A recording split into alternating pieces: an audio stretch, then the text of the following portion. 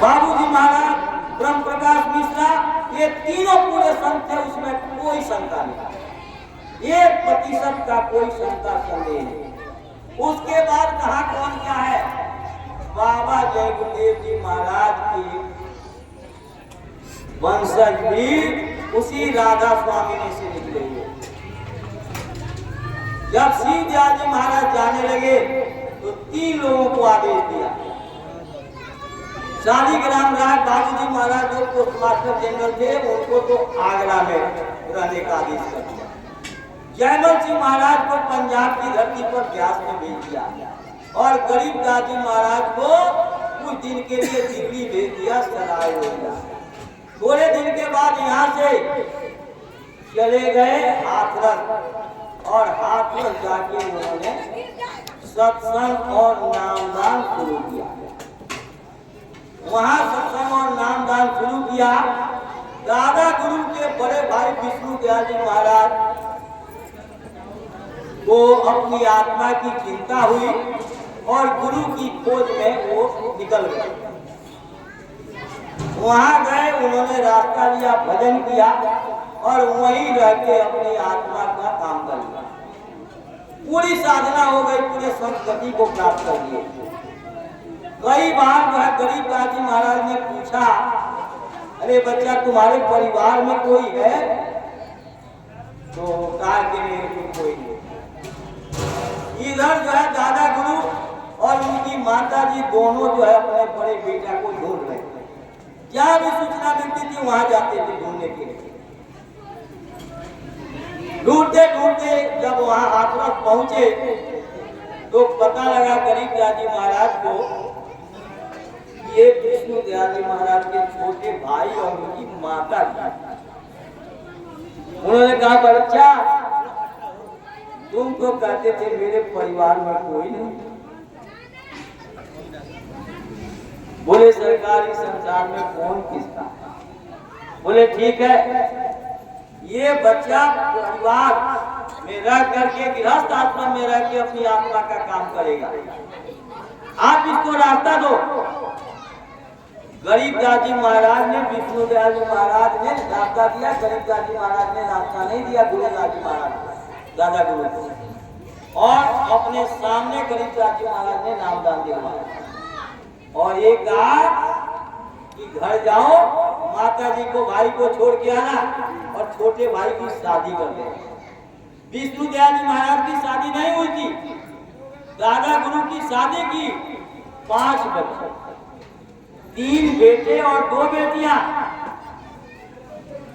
5 बच्चों में से किसी को ये दौलत नहीं दिया दादा गुरु ने। जैसे गुरु नानक देव के 2 लड़के थे, दोनों लड़कों में से किसी को उन्होंने अपना उत्तराधिकारी नहीं बनाया। ये भल्ला जी बहुत बड़े सेवादार थे, बहुत बड़े जमींदार थे। उनसे बराबर सेवा लेते रहते थे। जब सब कुछ उनका खत्म हो गया, केवल उनका बंगला रह गया, मकान, नायक साहब ने कहा, भल्ला मुझे 1000 रुपया चाहिए। बोले हजूर अभी लीजिए। घर पर गए और जाते उन्होंने 1000 में सौदा किया, ले आकर के नानक साहब को दे दिया। बोले नानक भल्ला मकान को तुम्हारा विज्ञा कहाँ रहोगे? बोले हुजूर के चरणों में रहूंगा। लंगर में वही सेवा करने लगे, रहने लगे। एक दिन कहा, क्या सेवा करते हो सरकार? भंडारे में छोटा मोटा नहीं, तुम जंगल से लकड़ी लाया। जंगल से लकड़ी लाने लगे। अरे भल्ला तुम कितनी लकड़ी लाते हो? सरकार 1 गट्ठर। अरे उतने की तो तुम रोटी खा जाते हो, तुम संगत की क्या सेवा करते हो? घर से 2 गट्ठर लकड़ी लाओगे। 2 गट्ठर लकड़ी लाने लगे। 1 गट्ठर लकड़ी बाजार में ले जाके बेचते थे और वो पैसा लाके भंडारे में जमा करते थे, तब रोटी खाते थे। जिस दिन लकड़ी नहीं बिकती थी उस दिन भूखे सो जाते थे। इतने बड़े जमींदार, आधी चीनी बेच दिया जाए तो 1000 रुपया नहीं आएगा, उस समय की बात है। और इसने मकान और ये संपत्ति सब गुरु को दान कर दिया, दे दिया, उसको कह रहे गुरु इतने की तुम रोटी खा। फिर एक दिन सत्संग में उठा के रखा, बोले अरे भल्ला तुमको लकड़ी लेने भी तो जाना है जंगल। बोले हाँ सरकार अभी जाता। जैसे गए लकड़ी काटने तो तक बारिश शुरू हो गई। गट्ठर बांध के और अपने सिर पर रखा, बारिश से, पानी से, कीचड़ से गिरी लकड़ी, उसमें से कीचड़ पानी टपक रहा, लेके आए, आगे पानी भरा हुआ था, गर्दन तक पानी, और ऊपर से 2 गट्ठर, सिर पर लकड़ी।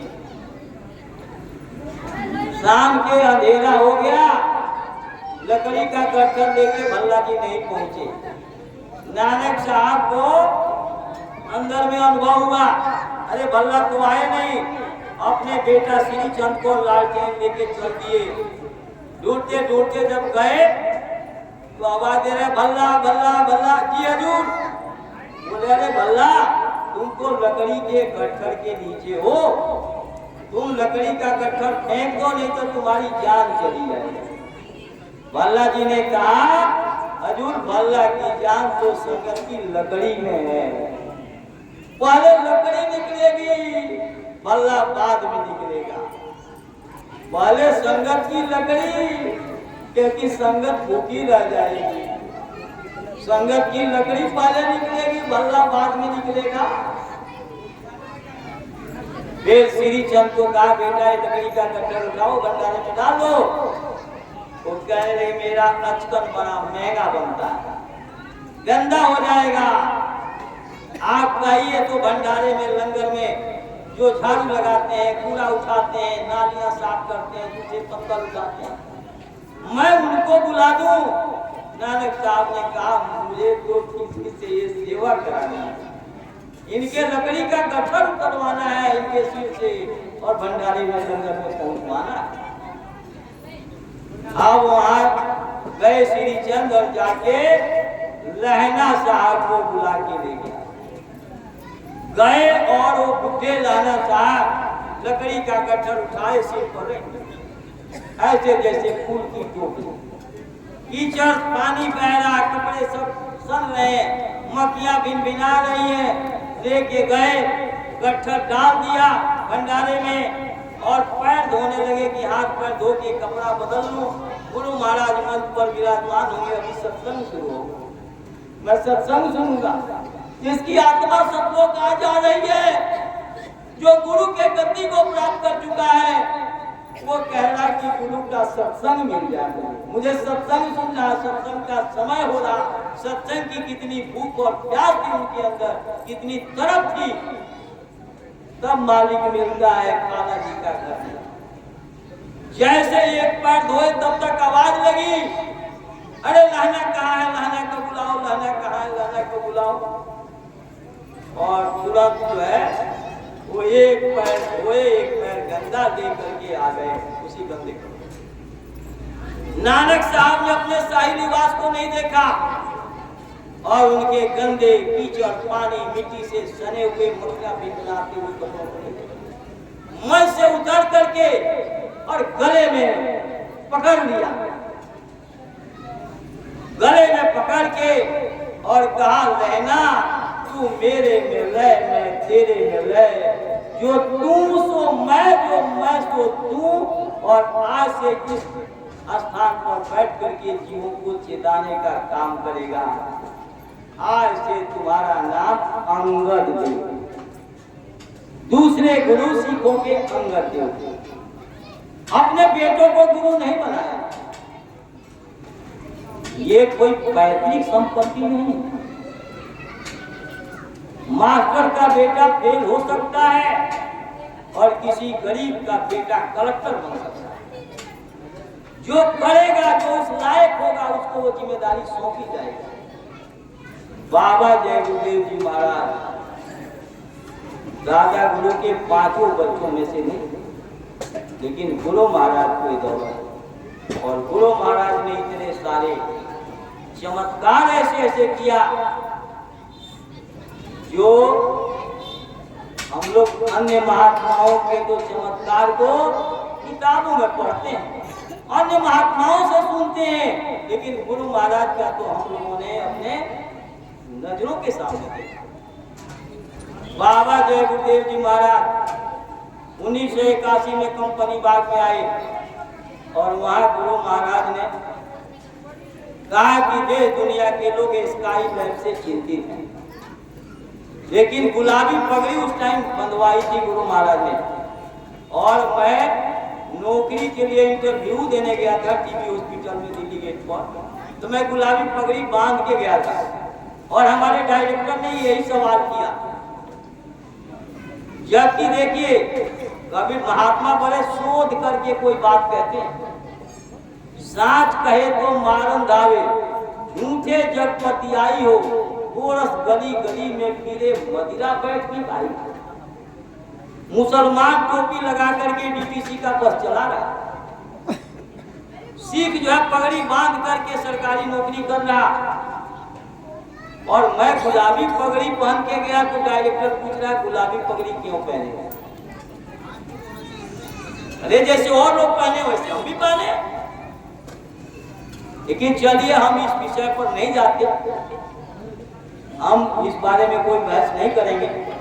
लेकिन उसने पूछा मेरे, कहने का मतलब ये है कि गुरु महाराज ने कहा गुलाबी पगड़ी वालों की दृष्टि जहां तक जाएगी वहां तक स्काई लैब नहीं गिरेगा, और स्काई लैब को वहां गिराया जाएगा जिससे किसी का कोई नुकसान नहीं होगा।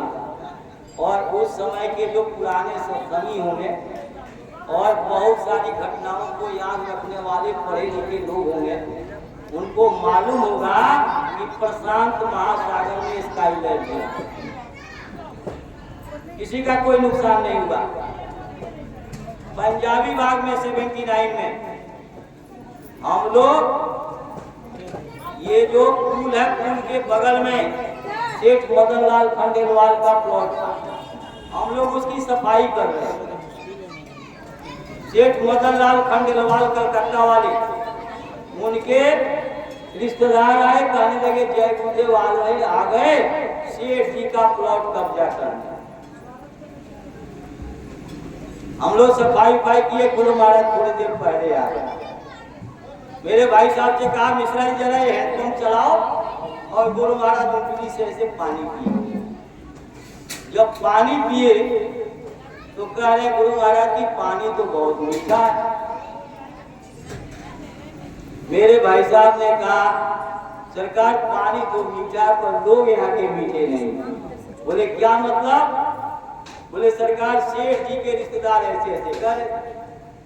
गुरु महाराज ने कहा कि दिल्ली की धरती तो खून चाह रही है, महात्मा लोगों को बचाना चाहते हैं, दिल्ली की धरती खून चाहती है। यहाँ तो श्रवण कुमार की बुद्धि खराब हो गई। दिल्ली के वृक्ष फलदार नहीं, औरत वफादार नहीं, आदमी मिलनसार नहीं। एक छोटा सा पंडाल लगा था, उसमें गाजियाबाद, नोएडा और दादरी, सोनीपत, गुड़गांव, दिल्ली, फरीदाबाद सब जगह की संगत थोड़ी सी संगत थी, इसके चौथाई भी नहीं होगी। हमारे सामने की बात है, एक सेठ अयोध्या प्रसाद थे, दादरी जीटी रोड पर, उनकी मेन रोड पर दुकान थी किराने की। वहां जो है से उनकी घरवाली आई थी, सीलिंग से बाहर निकल के ऐसे ऊपर देखा एकदम काला बादल। उसने गुरु महाराज से कहा सरकार बड़ी जोर की बारिश आने वाली है। गुरु महाराज ने कहा बच्ची ये बारिश नहीं, ये तो कुछ और ही है। गुरु महाराज ने कहा ऐसे जो लोहे के पाइप नहीं, एक बांस बीच में होता था और ऐसे रस्सी बांध के और खूंटा गाड़ के उसमें बांध दिया जाता था। वो जमाना की बात बता रहा हूँ। जब वो बना गुरु महाराज ने कहा सब लोग इस बांस को पकड़ लो, और जो बांस नहीं पकड़ सके वो एक दूसरे को पकड़ लो। और ऐसी जोर की आंधी तूफान आया। दिल्ली यूनिवर्सिटी में 8 चौथी मंजिल पर एम्बेसडर कार लेकर के ड्राइवर बाबूजी और 2 बच्चों को मेम साहब को लेके आइसक्रीम खाने गए। रोड के इस पार खड़े ड्राइवर 4 आइसक्रीम हाथ में लेके आ रहा, तो देख रहा ना साहब के, ना मेम साहब के, ना बच्चों का, ना गाड़ी का पता। देख रहा कि इतने दूर पर 100 मीटर दूर करी टीटीसी की बस उनके जो है 30-40 मीटर दूर चली गई। दिल्ली यूनिवर्सिटी की दीवारें फट गई और बाबा जय गुरुदेव ने वहां से मात्र 7 किलोमीटर की दूरी पर बाबा जी ने अपने सब प्रेमियों को बचाया। अनहोनी को होनी करे संत कहाँ में सोए। बाबा जय गुरुदेव जी महाराज नहीं होते तो 75 के बाद हम लोग बेटा बेटी के रूप में नहीं देख पाते थे। इंदिरा गांधी सबकी नसबंदी, सबका गिरफ्तार, सबकी नसबंदी हो जाती तो किसके घर में बच्चा पैदा होता। गुरु महाराज कहते थे अरे 700 वर्ष के मुसलमानों के शासन में नसबंदी गर्भपात नहीं, 250 वर्ष अंग्रेजों के शासन में नसबंदी गर्भपात नहीं। और सरकार कह रही हम नौकरी नहीं दे सकते, हम भोजन नहीं दे सकते। उस समय भी अंग्रेजी खाद और ये बाहर के गेहूं आ गए थे, लेकिन उस टाइम भी भूखमरी थी और ब्लॉक में सरकारी दुकान खुलवा करके सरकार जो है रोटी बनवा करके बेच रही थी और 10% लोगों को भी पेट भर के रोटी नहीं मिलती थी। बाबा जी ने 3 जग किया। पहला जग अयोध्या में 22 मई से 28 मई 77 में, दूसरा जग 78 में साबरमती अहमदाबाद में, तीसरा जग काशी में किया 15 फरवरी से 25 फरवरी तक। बिना किसी सरकार के सहयोग के उस रेत पर 10 किलोमीटर ऐसी पक्की सड़कें बना दी जिस पर लोडेड ट्रक चलते। सरकार के तरफ से कोई व्यवस्था नहीं। कालीन से जो नीचे पैर नहीं रखती थी औरतें, वो औरतें जो है गड्ढा खोद करके लोगों के टटियों को टोकरी में ले करके उस गड्ढे में डालती। भाई लोग गड्ढा खोदते थे, उसको मिट्टी रेत बराबर। 1 पैसे की सरकार के तरफ से दवाई नहीं, कोई सफाई कर्मचारी नहीं और 2 करोड़ का जंगल बाबा जय गुरुदेव जी महाराज ने 15 दिन के अंदर काशी के रेती पर काशी से बड़ा विशाल और सुंदर शहर बसा दिया बाबा जय गुरुदेव। ये सब हम लोगों के सामने। गुरु महाराज ने कहा पंडित विद्वानों, आप लोग कनस्तर का धार फोड़ करके और हवन कुंड में घी डालो और घी की कमी पड़ेगी तो मैं गंगा मैया से उधार ले लूंगा। ये सब हम लोग के सामने की बात है। ये सब हम लोगों ने अपने नजरों के सामने इतनी घटनाएं। बिजनौर में एक वकील साहब मथुरा गए दर्शन के लिए, 1993 की घटना। गुरु महाराज उस समय लाइन में दर्शन देते थे, सबके सिर पर हाथ रखते थे। वकील साहब को जैसे उनका नंबर आता था, गुरु महाराज दूसरी लाइन में, तीसरी लाइन। जब दर्शन नहीं हुआ तो उन्होंने सोचा चलो कुटिया में जब घुसेंगे गुरु महाराज तो वहां तो दर्शन हुई। गुरु महाराज ने कहा तुम यहाँ भी आ गए, अरे सरकार नहीं जाऊंगा तो बड़ा नुकसान हो जाएगा। गुरु महाराज ने कहा बच्चा नुकसान तो जाने के बाद भी होगा। अब महात्मा ये नहीं कहेंगे कि आपको गोली मार देगा, लेकिन महात्मा संकेत करते हैं, सांकेतिक भाषा में बोलते हैं महात्मा। बाबा जी ने कहा नुकसान तो जाने के बाद भी होगा। और वकील साहब नहीं माने, चले गए। बिजनौर कोर्ट में जैसे घुसे, दुश्मन ने उनको गोली मार दिया, वहीं खत्म हो गए वकील साहब।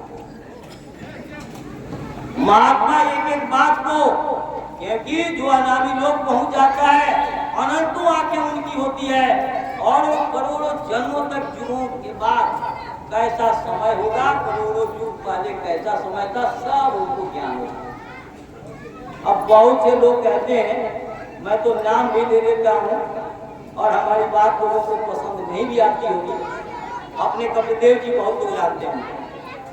कपिलदेव जी कहते हैं कि गुरु महाराज भी सुनाते हैं, महाराज जी भी सुनाते थे, सुनाते हैं, और सत्संगी लोग भी मन से सुनाते हैं कि भगवान जीते जी मिलता, मरने के बाद नहीं मिलता।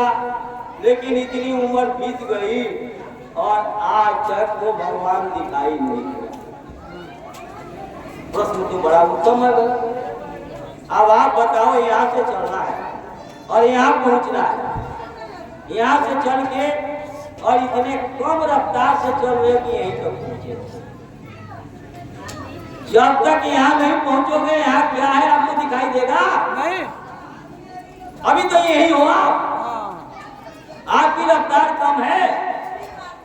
अभी तो घर परिवार, मैंने उनको कल सुनाया, ट्रेन में बैठे थे, गाँव जा रहे थे। हमने कहा जो गुरु महाराज सुनाते थे, संसार तो आपको हिमालय पहाड़ से भी ऊंचा लगता है, और गुरु का आदेश, गुरु आपको अपना छोटा सा बच्चा, आज का पैदा हुआ बच्चा समझ में आता। गुरु के आदेश को स्वर्ग के तराजू पर तोलते हो, इसलिए आदेश का पालन नहीं हो पाता और आप गुरु के द्वारा दिए हुए लाभ से वंचित रह जाते। आप इस चीज को तो समझो। गुरु महाराज को मिला सत्संग सच्चा, सदगुरु सच्चा, नाम सच्चाई क्या कहूँगा, ये तीनों सच्चा है। लेकिन मन को कौन रोकेगा, भजन कौन करेगा, ये तो आपको करना पड़ेगा। आपको अपने कर्मों को खत्म करना पड़ेगा। पानी भी हिलाते रहो, उसमें शक्ल भी दिख जाए, ऐसे कैसे हो जाएगा। गाल भी फुला लो, हंस भी लो, ये दोनों काम एक साथ कैसे संभव होगा। जब तक दुनिया की चाह गई, चिंता गई, मनवा बेपरवाह, जिसको कुछ नहीं चाहिए जग का शहंशाह। मालिक का दर्शन तो उसको होगा जो दुनिया को कुछ नहीं समझेगा, खाक समझेगा। तब चरणदास जी के गुरु बुल्ला शाह जा रहे थे, पानी